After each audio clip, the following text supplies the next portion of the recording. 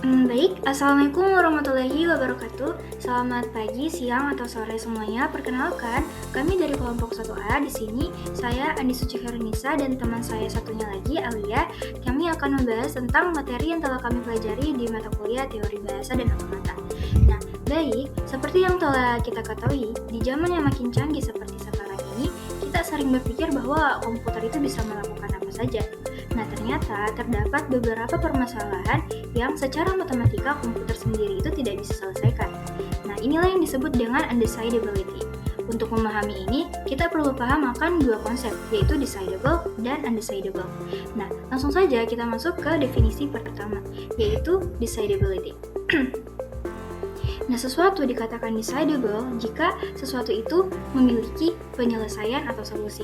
Nah, masalah yang dijamin atau memiliki algoritma penyelesaian itu dikatakan decidable, karena mesin atau program pasti berhenti dalam waktu batas tertentu, dan pasti akan menghasilkan hasil yaitu yes ataupun no. Nah, contohnya di sini adalah apakah bilangan X adalah bilangan genap, dan apakah string A ada di dalam teks B. Nah, kedua pertanyaan ini bisa didapat jawabannya ketika komputer atau algoritma memiliki informasi yang dibutuhkan.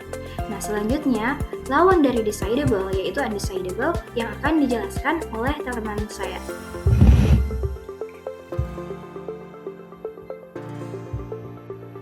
Nah, selanjutnya, apa itu undecidable?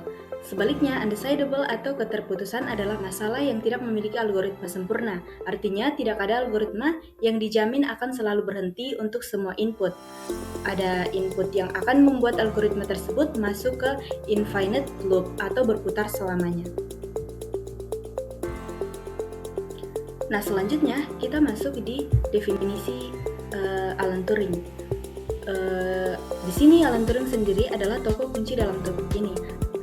Alan Turing adalah seorang matematikawan Inggris yang dijuluki Bapak Ilmu Komputer Teoritis dan Kecerdasan Buatan. Kontribusinya adalah memberikan definisi formal tentang apa itu komputasi. Untuk mendefinisikan komputasi, ia menciptakan mesin Turing.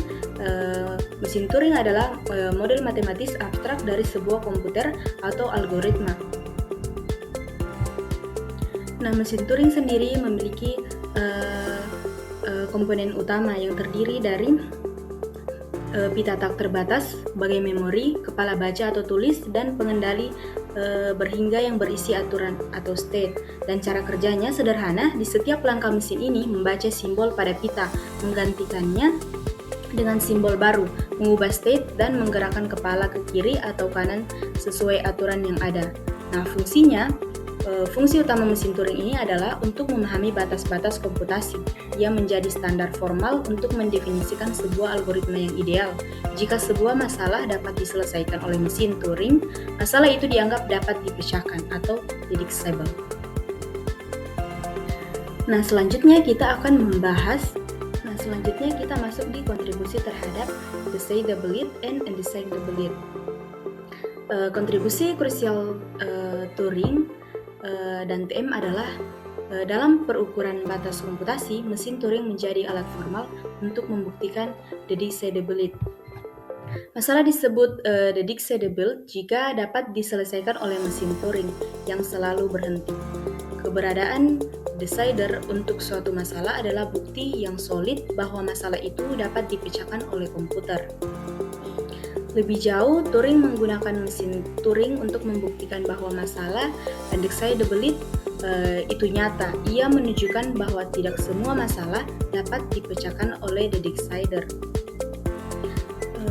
Bukti yang paling terkenal mengenai keterputusan inilah yang dikenal sebagai halting problem dan akan dijelaskan oleh teman saya. Ya, baik. Selanjutnya mengenai the halting problem.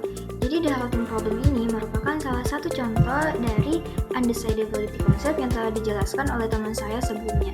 Jadi sesuai dengan namanya, the halting problem itu membahas tentang pertanyaan apakah sebuah program itu akan berhenti ataukah tidak. Nah, jadi secara sederhana, the halting problem itu merupakan pertanyaan yang mempertanyakan Bisakah kita membuat program yang bisa memeriksa program lain secara universal, itu memastikan apakah program akan berhenti ataukah loop selamanya? Nah, untuk menjawab pertanyaan tersebut, di sini pertama-tama kita membuat hipotesis bahwa program HAL itu benar-benar ada. Jadi, seperti yang dapat teman-teman lihat, di sini ada program yang membahas tentang program HAL. Di sini program ini akan mengeluarkan berhenti jika program P dengan input X itu merupakan kondisi berhenti. Sedangkan di sini akan mengeluarkan loop jika program P dan input X di sini itu adalah kondisi yang tidak berhenti. Nah, di sini kita asumsikan bahwa hal tadi itu ada dan benar. Karena benar, maka benarnya itu 100% sempurna.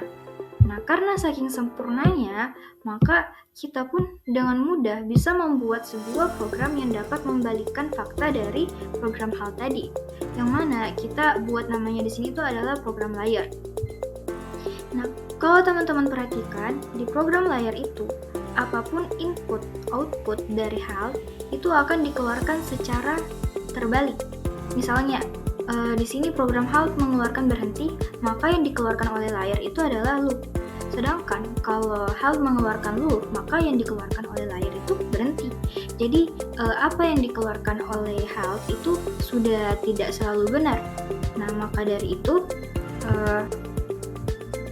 jika program HAL itu ada, maka program layar atau program yang membuat HAL menjadi salah itu juga bisa ada atau diciptakan, sehingga program HAL itu tidak akan selalu benar.